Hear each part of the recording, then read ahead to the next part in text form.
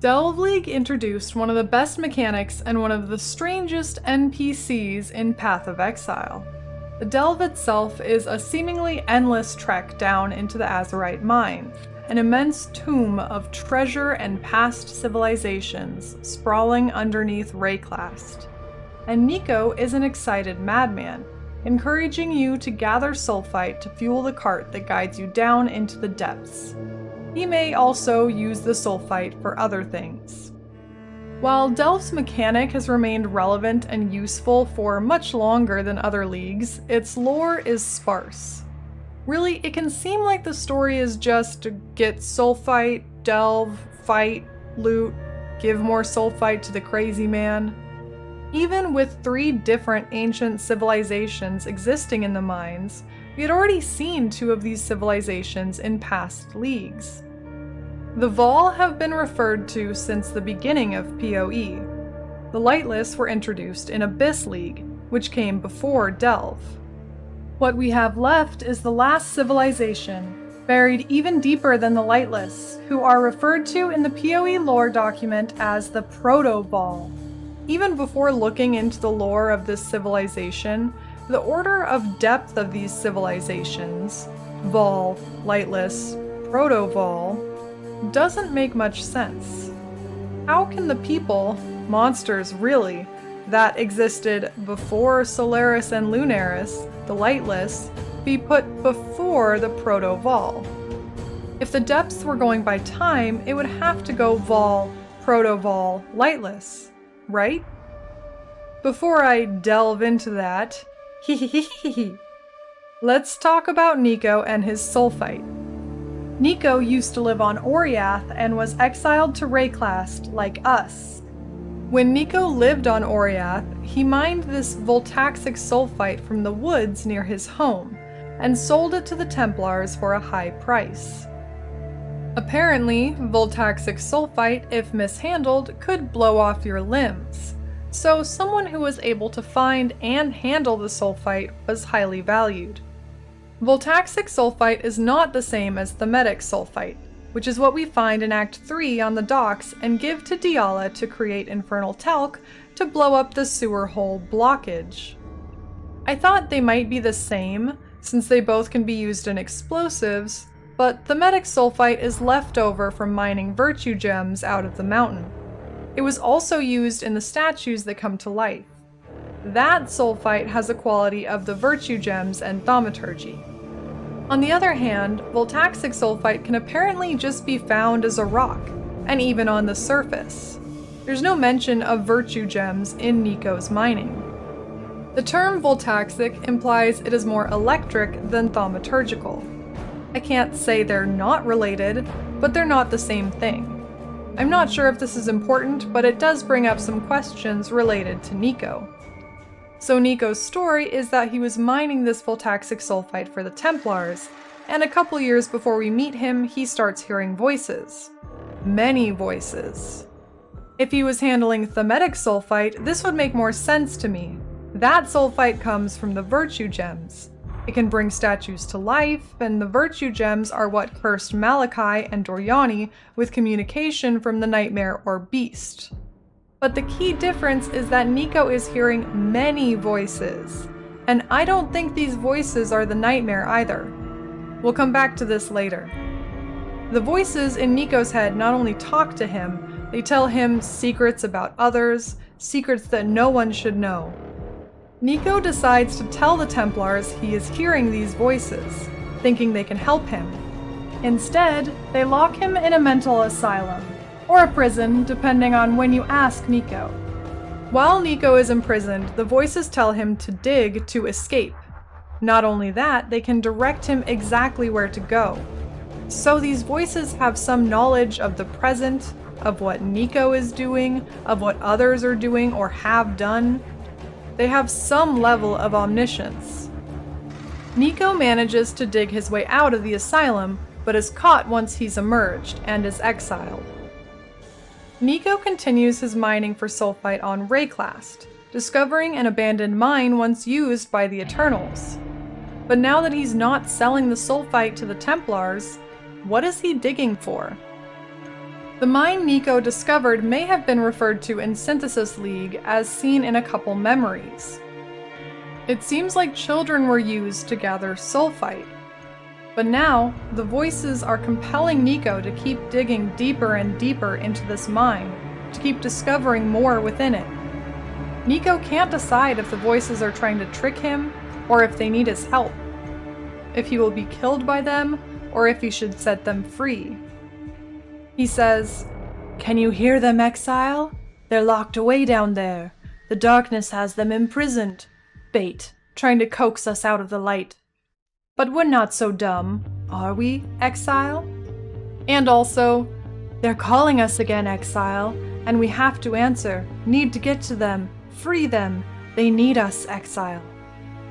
Even though Niko is torn on what the voices want, he seems sure of two things. The darkness is an unnatural, hungry beast, and that his crawler and its light are more precious than anything in this world.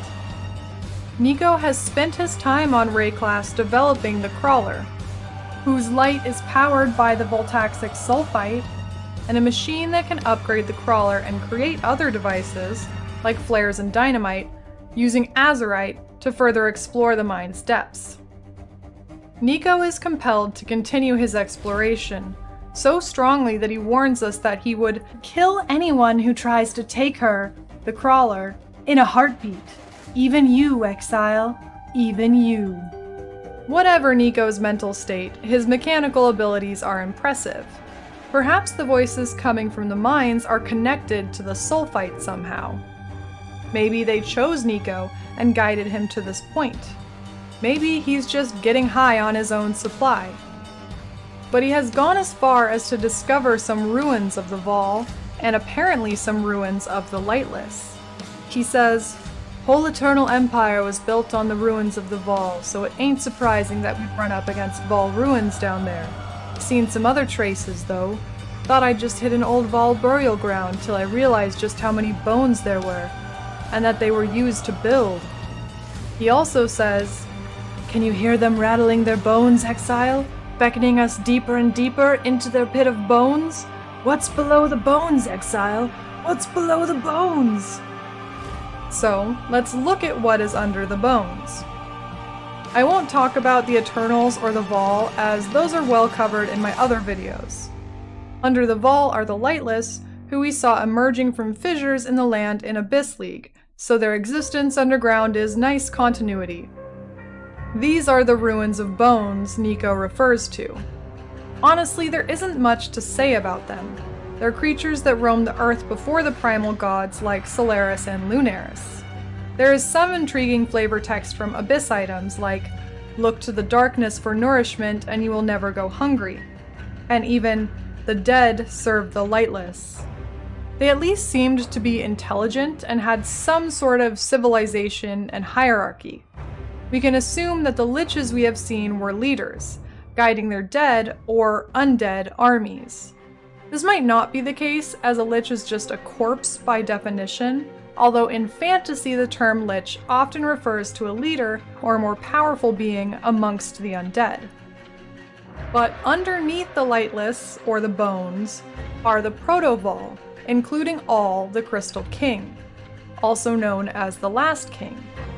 From the items and in-game murals associated with the Proto-Vaal, it seems impossible that these people and these relics are older than the origins of the Lightless. But maybe that's the point. Maybe the Lightless have been digging their way out of the ground to take over the people above them. Maybe the Lightless are the voices that call out to Niko. So who were the Proto-Vaal? We can find all down in the mines as a boss, in the biomes called Primeval Ruins.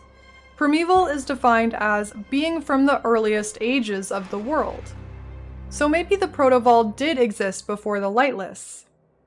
I still don't believe so, because the Lightless were before Solaris, who is the deity of the sun, or maybe the sun itself.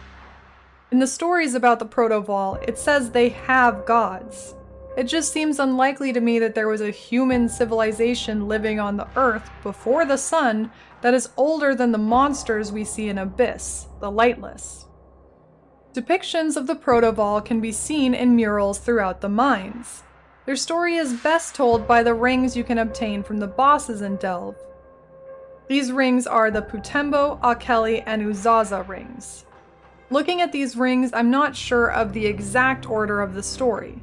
Akeli's ring talks about the Clay Shaper, a woman who created golems and gave them life.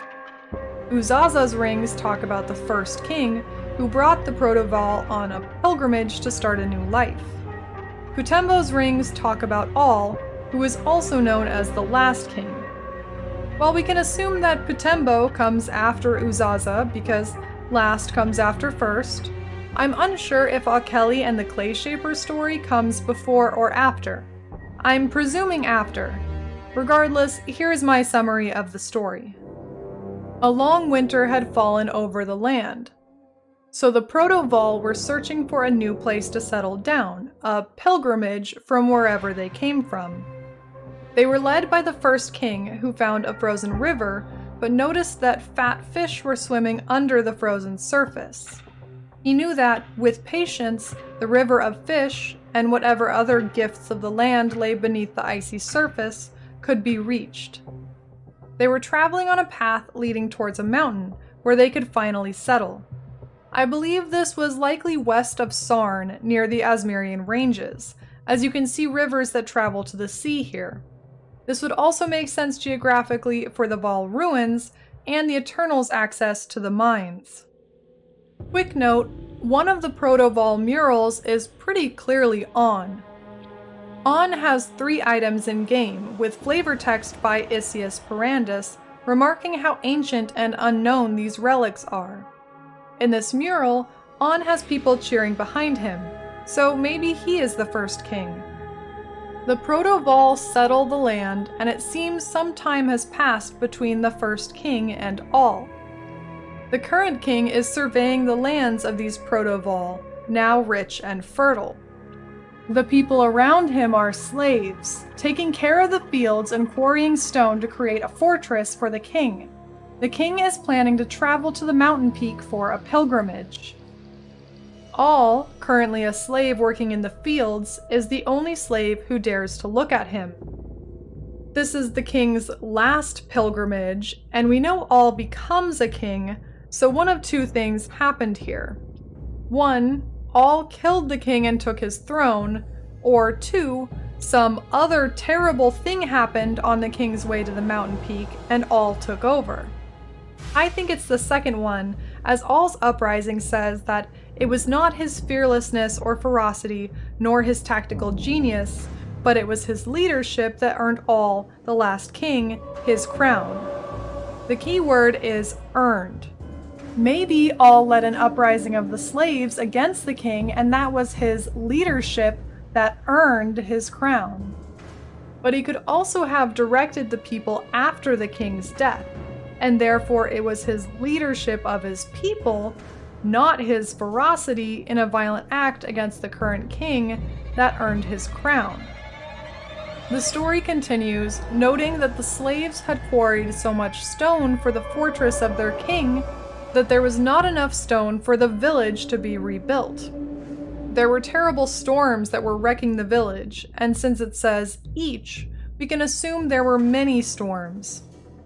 The villagers left their dead by the river, but ominously, this section concludes with, "But the dead would not remain there."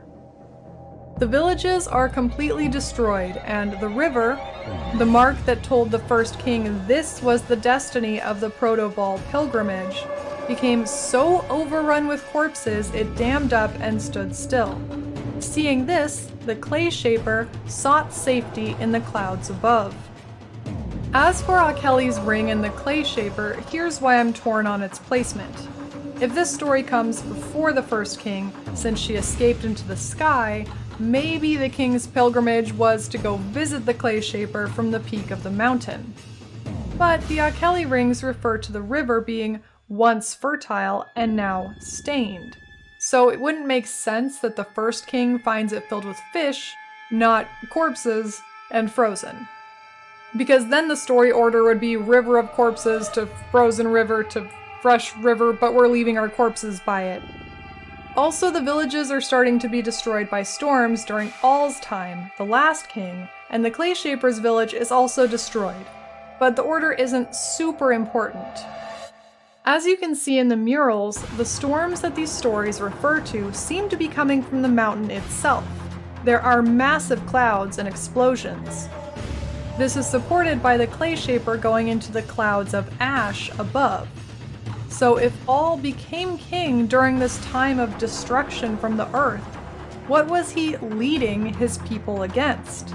If we refer to All's uprising, in what way was he a tactical genius?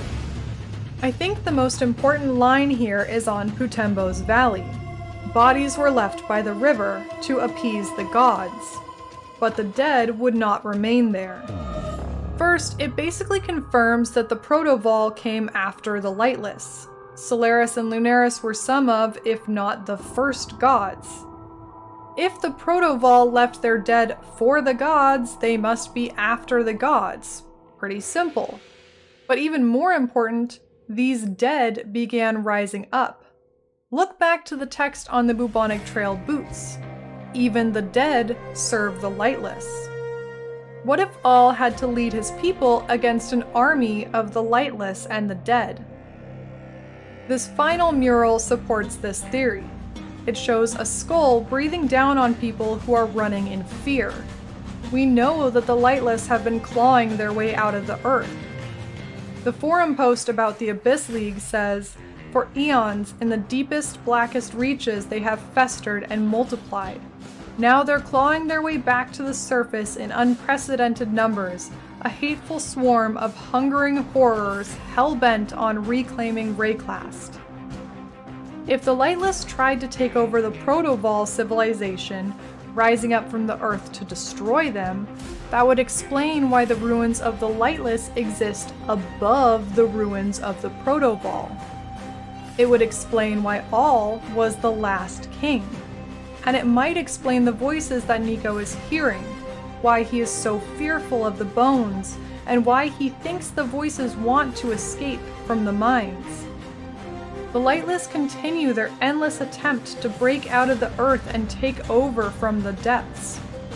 Maybe that's why we see All and the Vaal seemingly alive in the mines. They've been reanimated by the liches, and now are part of the dead that serve the Lightless. The text on the Clay Shaper mace even says, "There is nothing, flesh, spirit, or stone, free from our hunger for dominion." I don't think this refers to the Proto-Vaal that the Clay Shaper was once a part of. I think this refers to the takeover by the Lightless and their hungry darkness, who will not stop trying to consume all that rest above their ruins. They've already risen above one civilization. How far can they go? How far will Niko go? How far would we go? Thank you so much for watching. It's your boy Noodle. If you enjoyed this video, then consider subscribing for more PoE lore content, as well as checking out my playlists for other lore videos. Thanks as always to my patrons, and until next time, stay sane, Exile.